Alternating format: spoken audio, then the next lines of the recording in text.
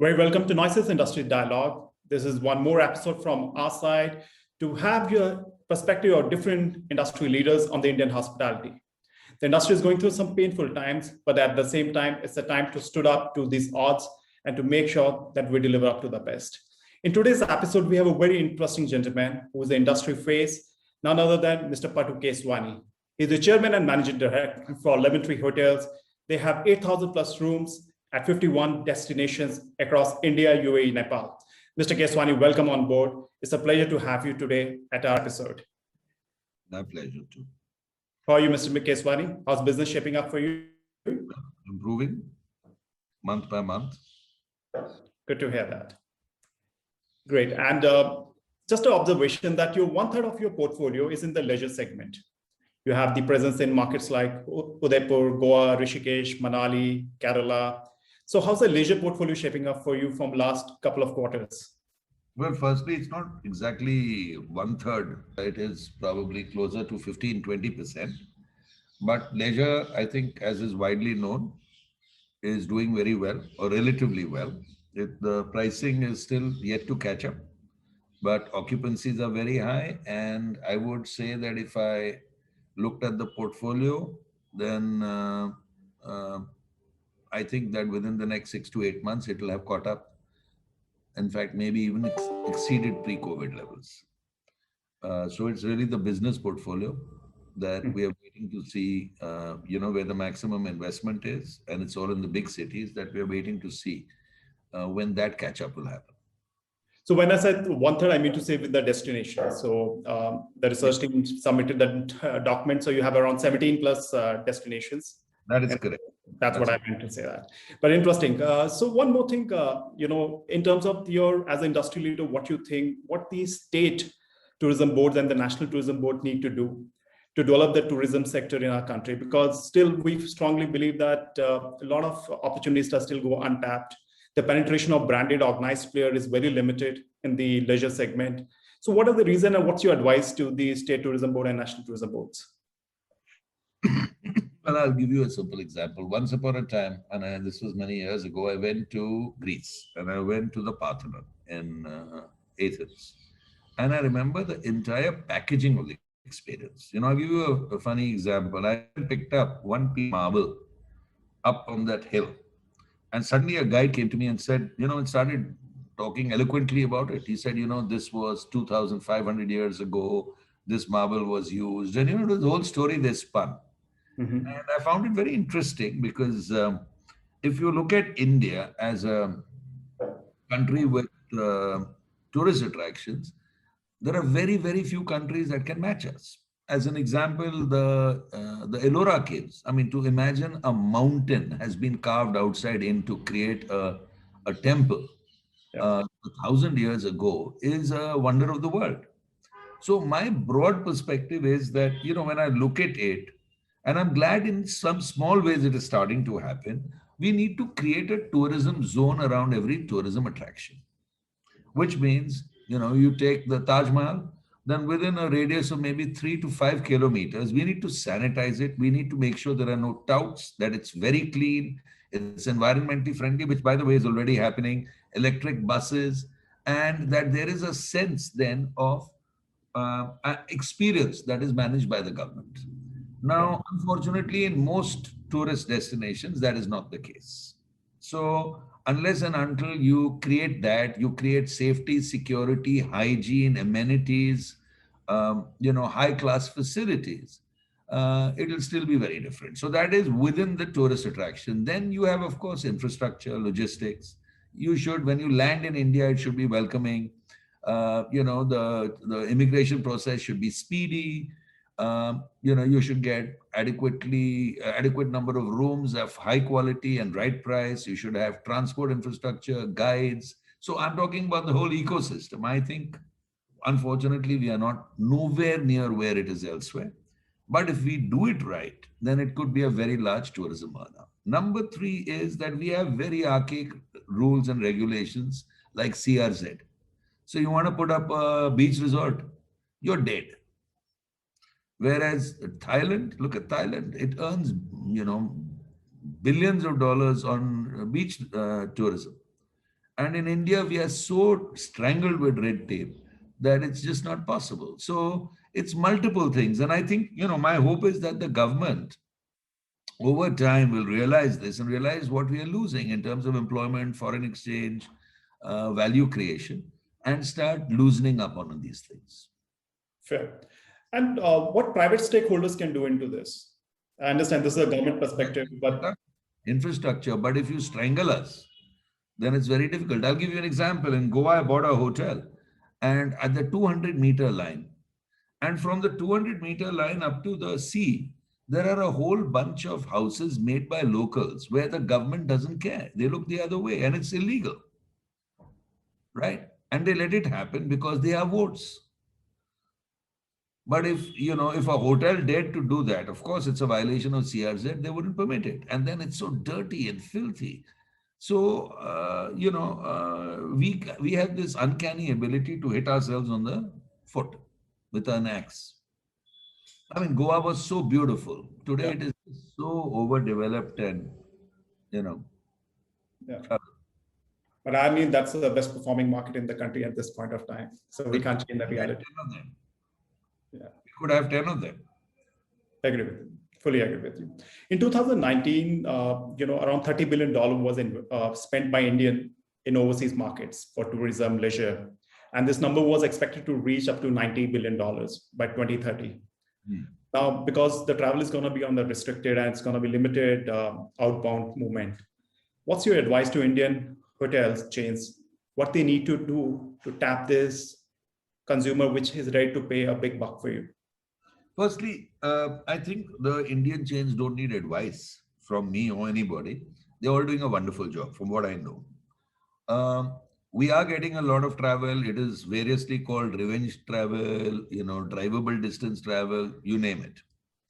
How sustainable it is something we have to see, because when international options open up, perhaps people will travel.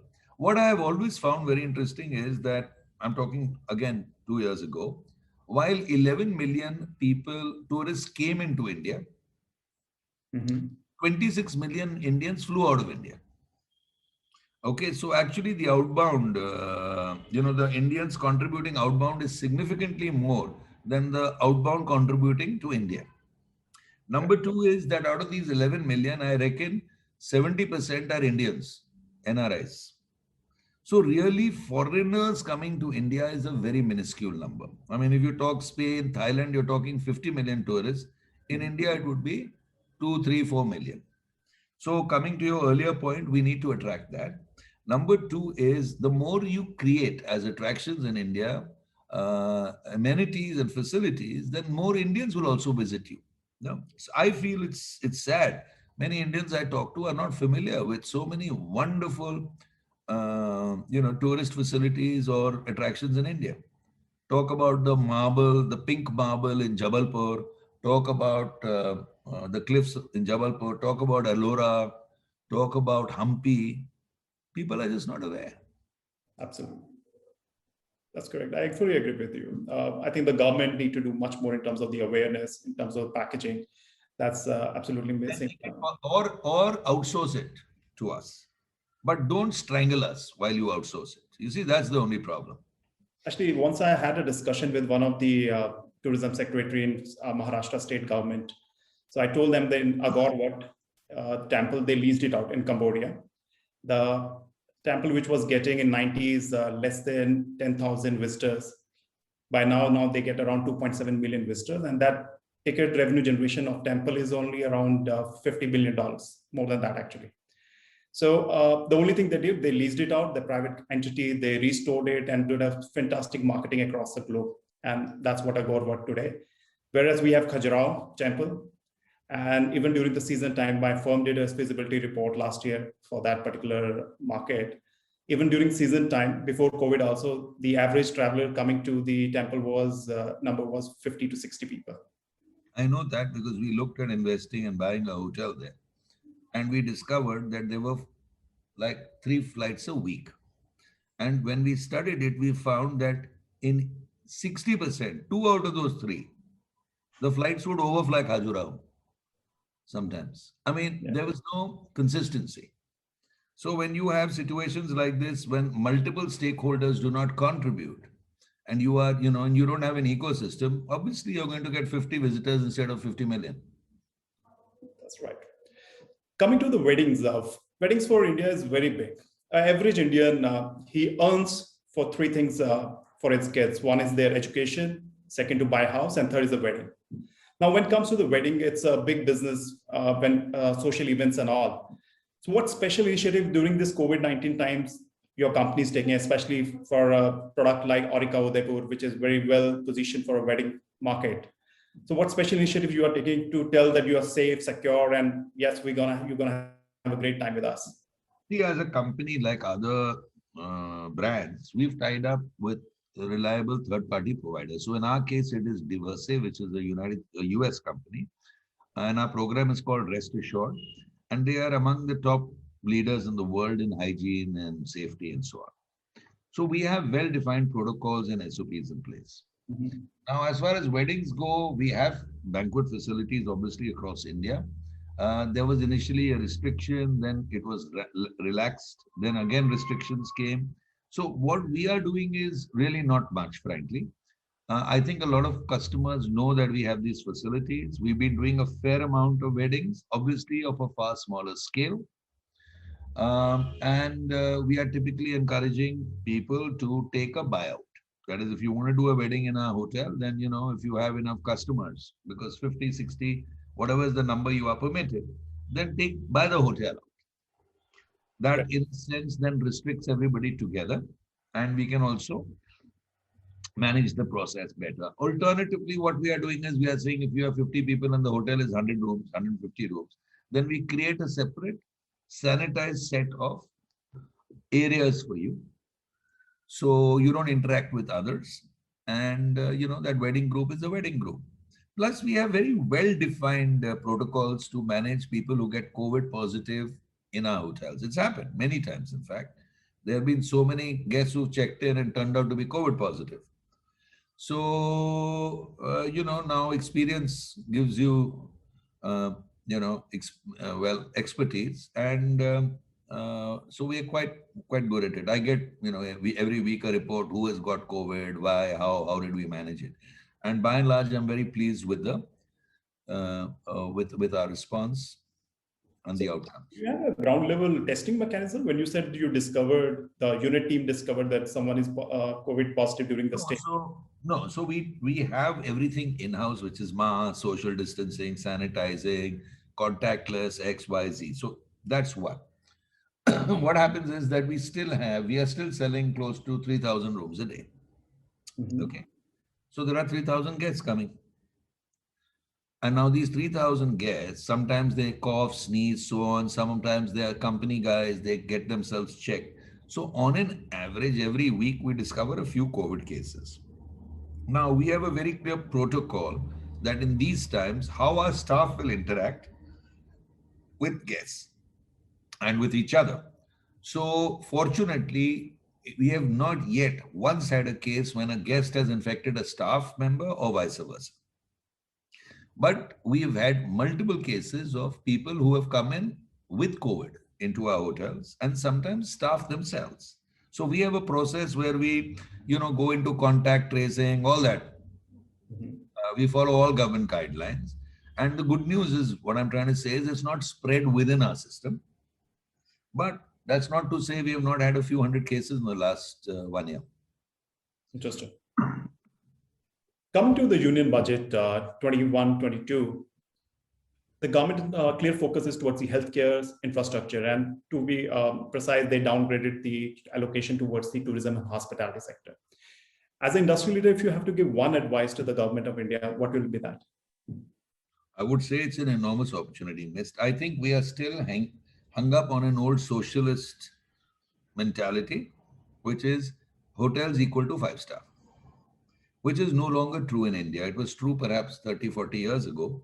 Today, 90% or 95% of the hotels in India are not 5 star. They serve domestic customers. They are typically 1, 2, 3 star. They are also large employment generators. But we've never really had a champion. You see, what we need is a voice in the government who is a champion, who says that, this industry has the potential. See, what's the advantage of our industry? Firstly, most, it is what I call a transition industry. Most people who join hotels within a year or 2 or 3 leave it and go and join other industries because it's a training ground. Okay, it teaches you customer relationship management. It teaches you soft skills, which have become very valuable across multiple industries. So one is it's a training business. Number two, it's a very large employment generator for entry level jobs, which is low skill to middle skill jobs. It's not like a tech job. So that's what most Indians need. Most Indians are not highly qualified technically. So tourism can be a great entry point for them. It can offer these jobs, it can offer training, it can, in every way, it is positive for the youth of India. Third is, it is a foreign exchange earner. It has an enormous multiplier effect. You open a hotel, of 100 rooms, the local communities are enormously benefited, whether it's the vegetable vendor, the local electrician, plumber, the gardeners, the gardens, the work that hotel will do with the community nearby. So when you have a champion in the system, and we need a champion, like I was hoping that the Prime Minister himself would be a champion when he announced that 5 T's model. Remember? Unfortunately, that's not happened. But there is always hope. I have a feeling that sooner or later, the government will recognize the potential of this sector. And when it does, and it is cohesively, coherently managed, we'll unlock a lot of value for our country. Hopefully, hoping for the best. Coming to the last question, I want to congratulate you first with your foreign expansion. You have presence now in UAE and in Nepal also with 3 assets. And in Thimphu. Yeah. Yes, sorry. One more, Thimphu as well, Bhutan. So are you going to see, hoping for any, inbound coming more to your hotel chain with the presence globally in these markets? If there's any sign of, customers coming by recognizing that, yes, I saw Lemon Tree in Dubai and well, 3 times yet. I think the broader principle was that we have about 1.5 million members in our loyalty program. 26 million Indians go out of India every year, and that's growing very fast. So as we grow in India, we want to offer the very same customers choices to the cities they go to outside India. And there are really fundamentally only 8 such cities, which is New York, London, Dubai, Sri Lanka, Colombo, Kathmandu, Hong Kong, Singapore, and Bangkok. So most Indians go there, to these cities. So our plan is very simple, that we will start expanding in these cities without investing capital preferably, and offer our existing customers choices in these new cities. And since they're members of our loyalty program, hopefully we will be also value accretive for the owners of those hotels in those other cities. So that's the broad thought process. Great. Excellent. So we hoping to see more Lemon Trees in these markets, which you just mentioned, including Maldives, which is one of the most hottest market at this point of time, at least for the Indians. They're filling it up in inventory for Maldives. So great. It was a pleasure interacting with you and looking forward to see you in person also. And on the behalf of Noises Capital Advisors team and Nandivardhan Jain CEO, once again, say thanks to you for great performance of Lemon Tree during the COVID times. We keep tracking your brand and keep interacting with your team as well. Pleasure to see you. Thank you very much. Take care. Thank you. Bye-bye.